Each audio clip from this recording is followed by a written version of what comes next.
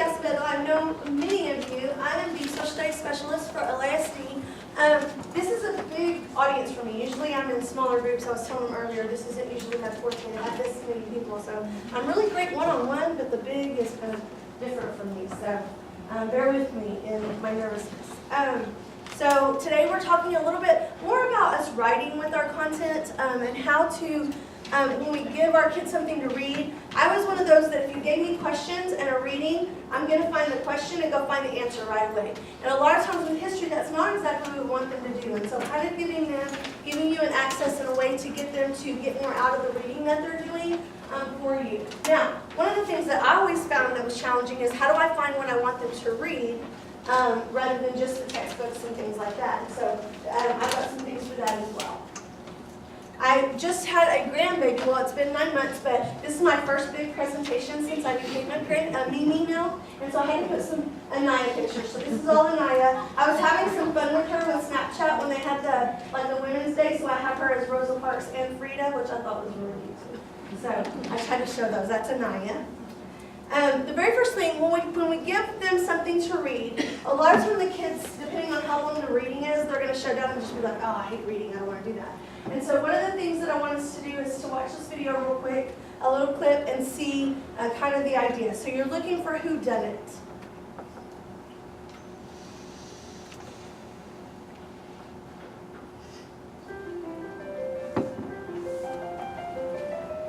Clearly, somebody in this room murdered Lord Smythe, who, at precisely 3:34 this afternoon, was brutally bludgeoned to death with a blunt instrument. I want each of you to tell me your whereabouts at precisely the time that this dastardly deed took place. I was polishing the brass in the master bedroom. I was buttering his lordship's scones below stairs, sir. I was planting my petunias in the potting shed. Constable, arrest Lady Smythe. But how did you know? Madam, as any horticulturist will tell you, one does not plant petunias until May is out. Take her away. It's just a matter of observation. The real question is, how observant were you?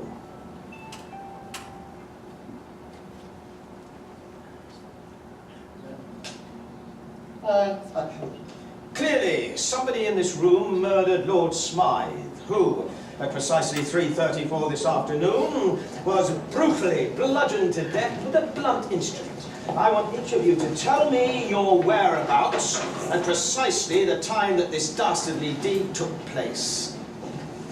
I was polishing the brass in the master bedroom. I was buttering his lordship's scones below stairs, sir. I was planting my petunias in the potting shed. Constable, arrest Lady Smythe. So that kind of goes along with our reading. So if you know what you're looking for, then it kind of makes it a little easier for you. Okay, so what kids kind of do sometimes is they'll read not knowing what they're looking for, and then they're done and they've read the whole thing, but they haven't really understood what they've done. And so that's kind of the point I was making with that. So I thought that was kind of neat to see all the changes they made without me noticing. Okay, so our session objectives for today is that by the end of the session today, you guys will be able to experience a reading passage. Now, did that get passed out, the World War I passage? Hopefully, so please. Out of the 3 that got passed out? No. Okay. Everybody get one that says the war's impact on the United States? Yes. Yes. Yep. Okay, so that is your reading passage. I actually wasn't sure that we were going to be divided up secondary and middle, so I actually have a couple of reading passages for middle as well. So if you're one of those people who has both high school and middle, I've got a couple of reading passages for you too. So experience a shared writing process that facilitates the teaching of a formal writing. So actually giving them some, like a rubric and a step-by-step way to write for a reading. And then you're going to lead with a reading, writing, speaking process that can be implemented immediately. So you'll have like a little format that you can use. And then lastly, I will give you all my information, so you're free to contact me at any point for anything you need as far as help with any of this. And so I'll give that to you at the end. Okay, so one of the things we're looking at is the difference between teaching and assigning. line. Now, do you have to have much skill to do one of these jobs? No. No. Right? All you're doing is gluing a line. All you're doing is cutting a line. All you're doing is drawing a star. Right? These are very, very easy jobs, so you have a lot of immigrants that are coming in out and doing these things, okay? My class... Okay, so if you would kind of talk to, if you can find somebody kind of close to you, kind of talk to them about, I'll give you just about a minute to talk about, what do you feel like is the difference between teaching and assigning something? Okay, so just visit with the neighbor real quick, and I'm going to ask for a couple of responses.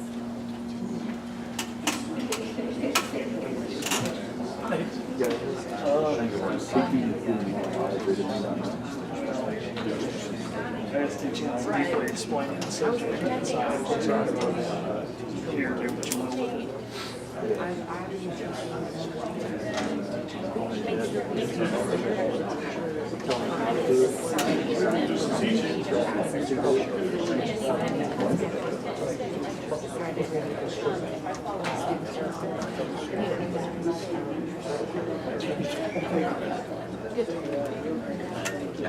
Good job, good job.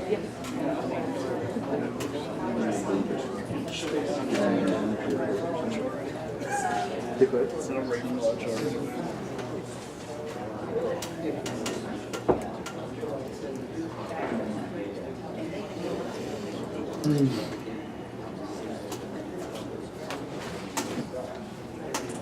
Okay, can I have just somebody brave over here? I'm going to go ahead and just do the 3 sections. So can I have somebody brave over here that would like to share what they kind of talked about was the difference?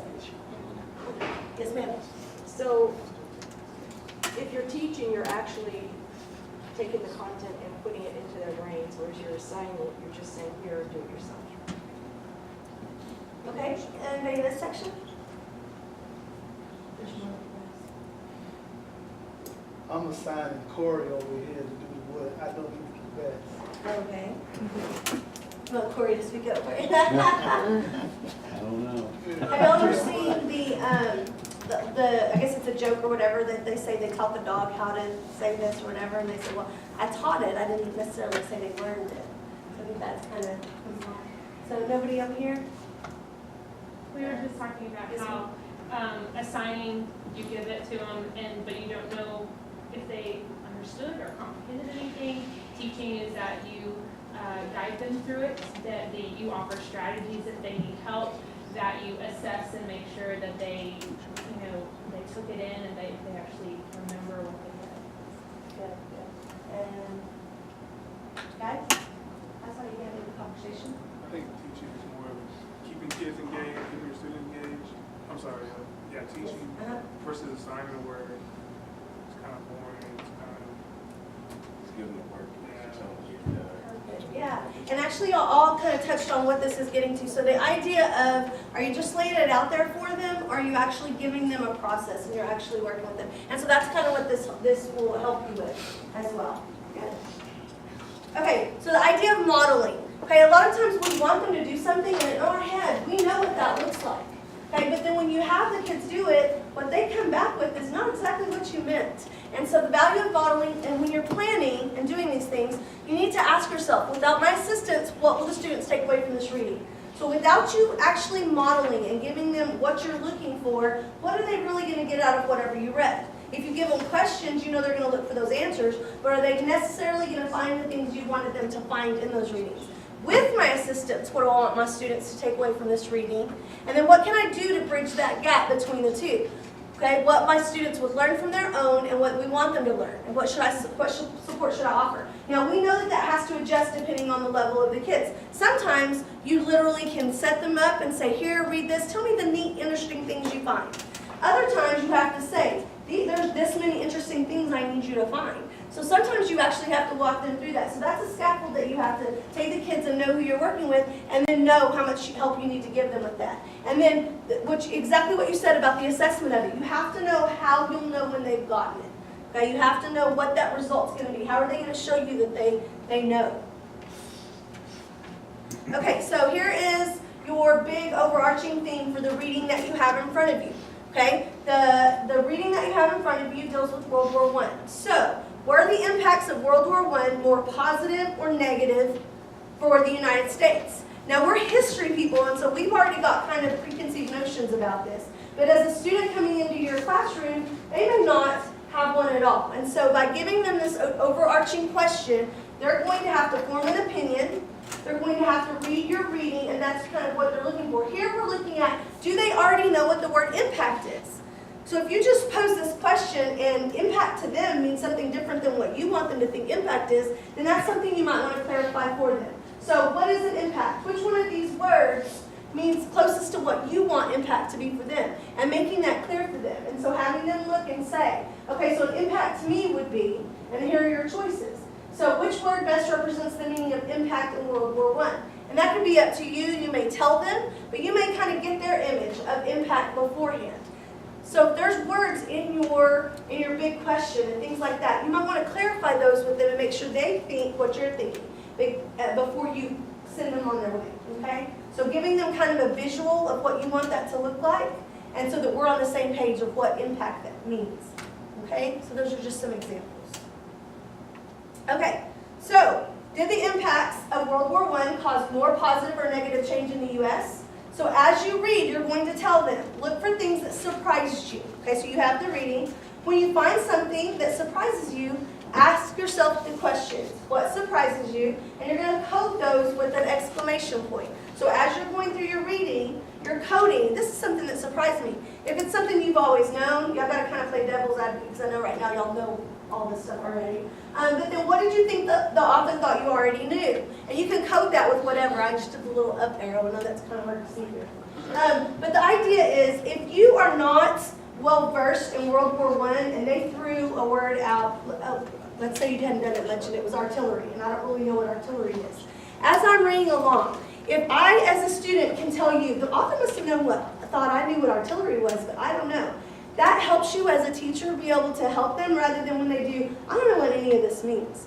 So if you can have them go through that reading and tell you, the author must have thought I knew what this word means, but I don't know. So that's one of the ways that you can help them scaffold and have you help them rather than saying, I just don't get this. Okay? So if y'all will look at your reading that you have and just kind of go through, find some things that maybe surprised you, and if you see a word that you think, hey, my students might have trouble with this one, this would be something that might throw them off. And I've got some other examples of that as well. Just kind of look, browse through your reading real quick. I'll give you about a minute to do that.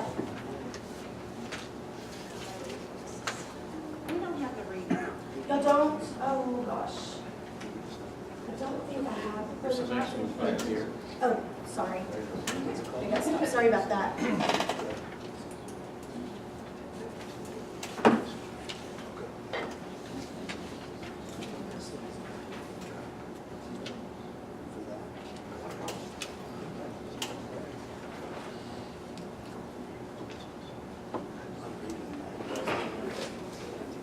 Thank you.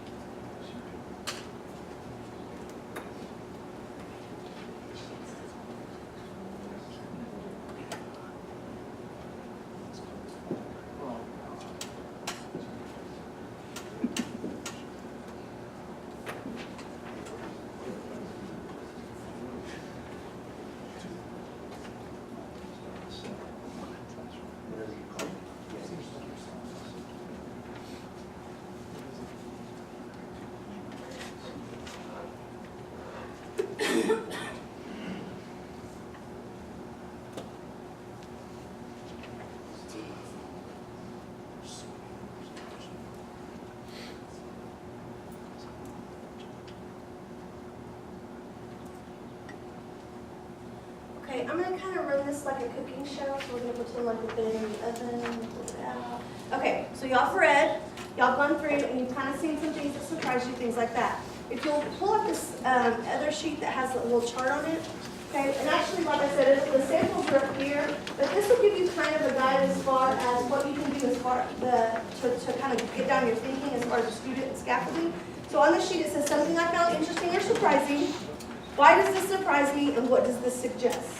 Okay, so when you're having the kids discuss these things as they should after they've done this reading, because if I just read it by myself and I don't have any accountability to anybody, then I may not even write anything. I may not have any exclamation points, but if I know at the end of this I'm going to share with a friend the things that surprise me, then that's going to make me a little more likely to do it. Also, if you have them put it here, that'll also give them another form of accountability.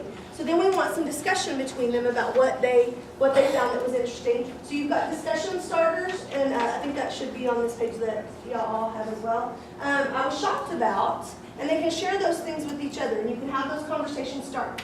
Now, if I struggle at reading and I really didn't know that, but you tell me something that shocked you, that shocks me too. So now I've got an idea to share as we go through this process. Okay, so it kind of gives you some help between them as well as helping those struggling readers. Okay, and then I was surprised when I never thought, I could not believe. A lot of the kids want to have conversations about stuff, they just don't really know how to begin those conversations. So if you give them those conversation starters, sometimes that pushes them into being able to do that.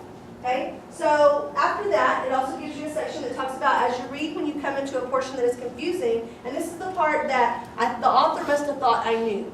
Okay, so the author thought I knew what a certain word means. The author thought I know something about this, even though I don't know. And so those are the things you're marking there. So to clear up your confusion, if the vocabulary word is, if they can pick out what it is the word that the author used that I didn't know, then they can do some research on that. So you might say, okay, that word is the one that's throwing you off. Why don't you look that one up and see what that means? What do you think the author meant by that? And so that'll give them some independence in looking for those things. Then you've got at the bottom, as you read, you're going to mark any phrase or sentence that was an impact. So taking it a little further, they've already read it, they've already looked at some of the stuff, they've already pointed out some things, and now we're going to go back looking for those impacts. What are the things that actually changed? And that's what is on your sheet here. Let's go. And I realized I'm kind of going slow. Okay, so here are some your discussion starters, and I just went over those with you guys. Okay, so on your second reading, okay, so you've gone through it once, you've done your little exclamations. On your second reading, you can code the text. And now this is going to start leaning towards our actual question. Our big, was it positive or negative? Okay, and this can be done however you like. Some people like T-charts. Some people would just have them go through and do it within the text. But you can look at positive and negative changes. And actually, going through and annotating your reading. Okay, so this is giving them some ideas on how to do that. So just compiling all their information. Now, one of the things about this, and the only thing about these strategies is, the difference between having them break it down here versus giving them a reading and saying, read this. Okay? If you break it up into these parts and say, well, first time I just want you to go through looking for this. Second time I want you to look for this. They're a lot more likely to be able to do that and not get so overwhelmed with this paper that you're giving them to read if you do it in these chunks. And so that's kind of the idea behind all of this. Okay? So learning is more than memorizing. It's going to involve, so sometimes you need to back up what you already thought. So if I already thought that World War I was just fabulous for the United States, then I'm going to either be looking for things to confirm that thought or things that might change or modify my thinking. So if I go through and I've done all these negatives, but my first initial thought was that it was so positive, then that's going to challenge me. And I'm going to have all that evidence right there in front of me. Okay, so it also could change your mind completely. Or I might back up everything I thought. I put pluses all the way down, so I was right. I think it was a positive thing for the United States. And so making them take that text and back up themselves or change their mind, that will help them with that reading as well. So here are some more discussion starters for once you have come to your decision. So at first I thought, I changed my mind about, my understanding changed when, or I was right or wrong about. Okay, so that gives them some ideas to be able to visit with each other. In a normal classroom, obviously, y'all would have read, y'all would have shared. Remember, cake in the oven, getting them back out. So I'm kind of going faster so that we can make sure we finish up by the time y'all are supposed to leave. Okay, so I included these just for fun, but, I'll go show you this one. Okay, so the first one is, what time of period do you think this will be set in?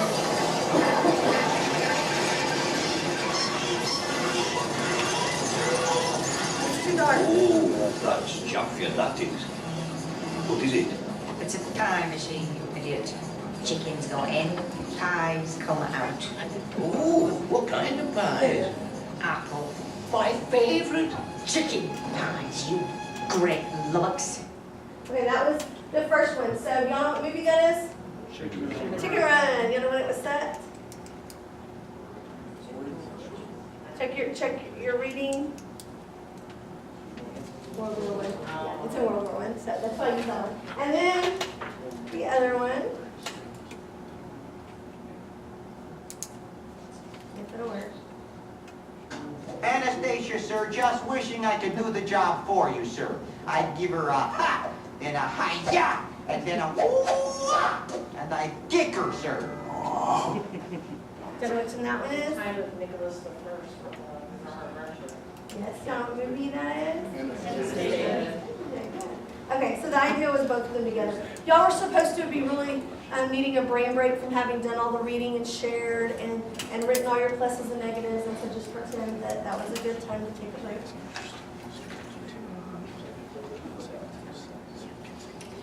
So y'all are exactly right with both of your time periods. Okay, so the rubric is one of those forms that I did not make extra copies of, but you will have access to through the presentation. But you will have a rubric included. Now, the idea behind the rubric is that they can use it as they're writing to check how they're doing, as well as the back has choice words or comments that you could give to be, constructive. Because sometimes when you have kids who do rubrics with each other or peer edit, they're not always the best with picking the words to correct things.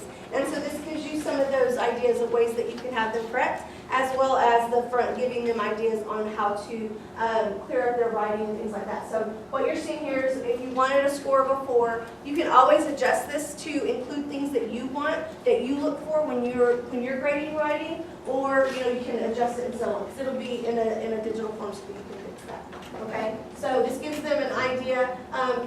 As long as you've written something, you're not going to get a score of 0, but it also lets them go through. They can do their own, a rubric for their own writing, and then they could also do it for each other. Okay? So writing with the rubric. There's your possible comments. Okay, so your thesis statement contains a subject, but there's no opinion. So it's good to have the kids look at each other's writing so they can see where they need to fix or can help each other out, things like that. Also remember, we would have had those conversations with each other about what surprised me, what did I find, what did I think. So we also have kind of come to a commonality in some of those things too. And then there's the good things, like you have no grammar and spelling errors, which would be great if that were the case, right? So it's got good and both. Good and bad on it. Okay, so writing using the ACEs. The ACEs is that you're picking an assertion, so you're going to have to make a decision. Okay, you can't lean one way or the other. You have to pick one. Okay, so you're going to make an assertion. You're going to cite your evidence, which is what we really want them to be able to do when they have a reading, right? So they're going to cite their evidence. They're going to explain why they feel that way. Okay, and that would be a good point to model and say, that doesn't mean say because I had more pluses than negatives. You have to say, this is why I feel that way. Explain the reasoning. And then having a summary sentence. Okay? So your rubric is a checklist. You don't always have to give a grade off that. That could be just part of the process of getting your paper done.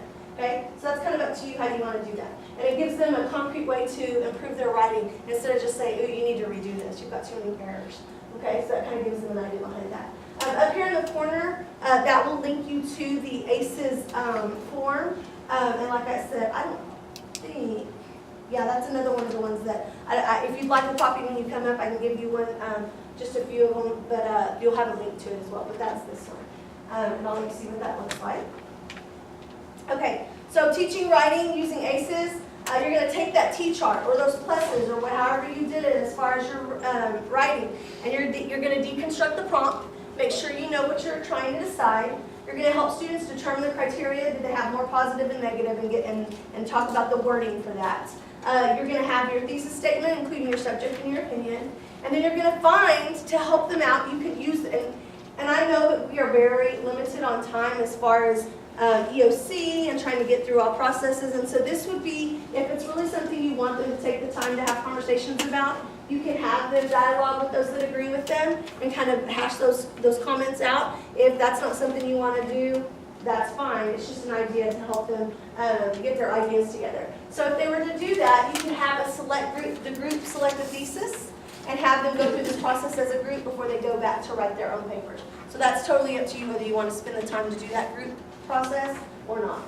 Okay, so then you can talk about their reasoning, they can share out. This is why we believed it was more positive, this is why we believe, because there's always safety in numbers, right? If it's not me by myself, I'm a lot more apt to go, our group thinks, and that way they can share those things out. Then they can also give you their model, their summary sentence, okay? And then the groups give a summary for their paragraph. So the idea behind this whole thing is if you model all this stuff for them ahead of time, it makes it a little less scary when I sit down with my paper to write mine.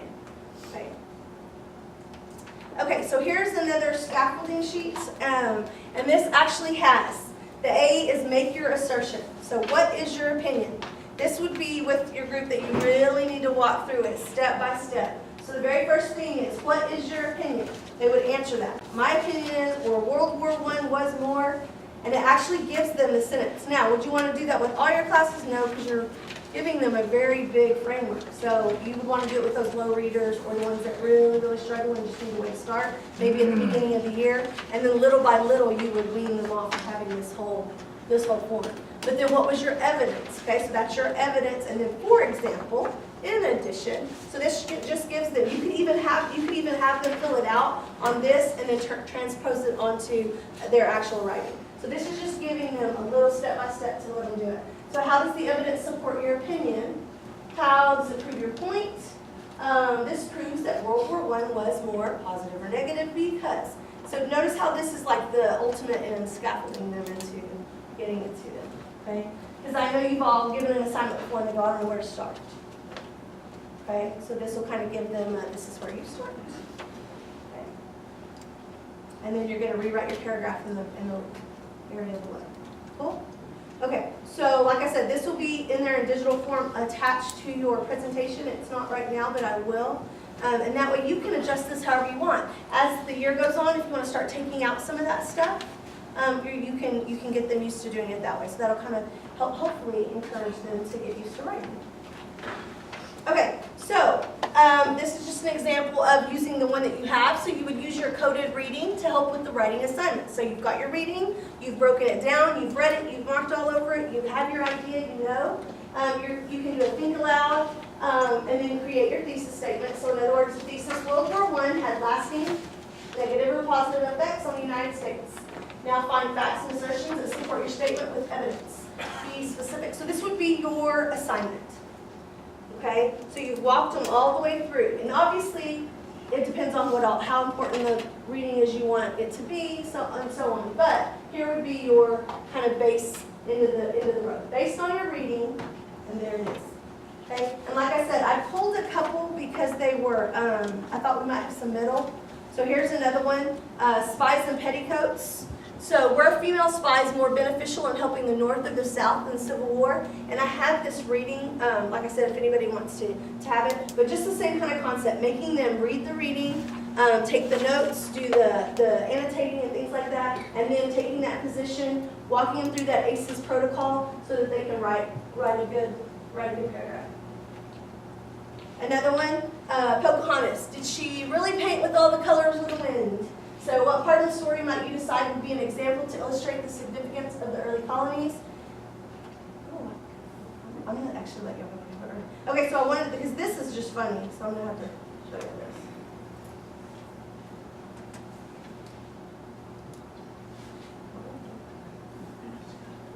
Because the kids all know Pocahontas, right?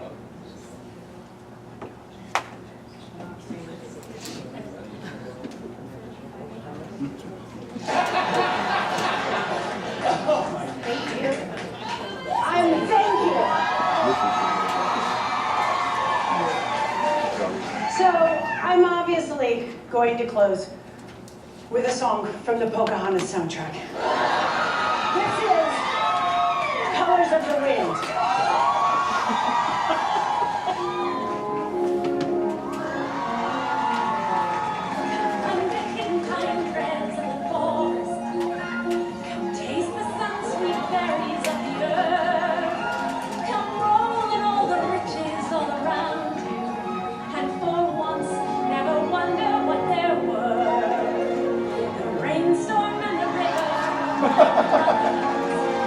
Aaron and the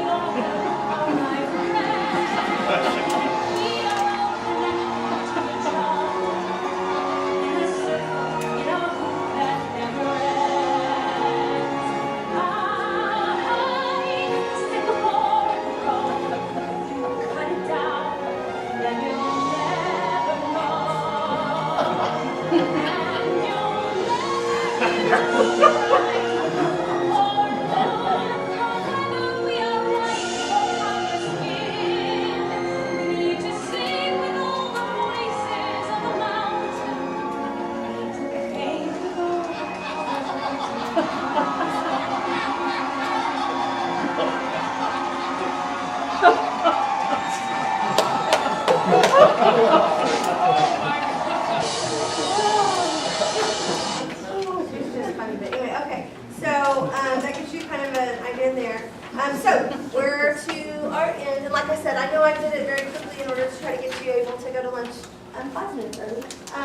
I will leave my contact information up. I will also add all the documents into that presentation so that you guys will have them digitally so that you can fix them. Because I know we went through it really fast. It'll be better when you can actually see all of them.